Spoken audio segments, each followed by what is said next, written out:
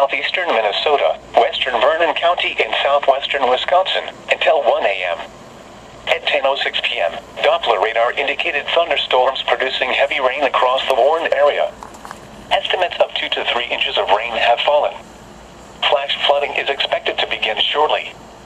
Some locations that will experience flooding include Spring Grove, Houston, Stoddard, Coon Valley, Lafarge, Hoka, New Albin, Brownsville, Springville, Liberty, Wilmington, Reno, Yucatan, Chaseburg, Sheldon, Genoa, and Black Hammer. Excessive rainfall over the Warren area will cause mudslides near steep terrain.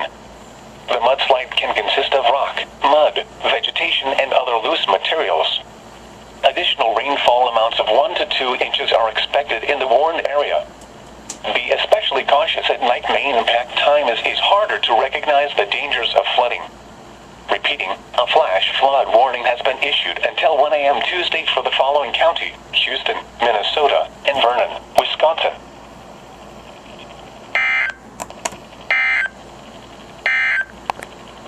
You're listening to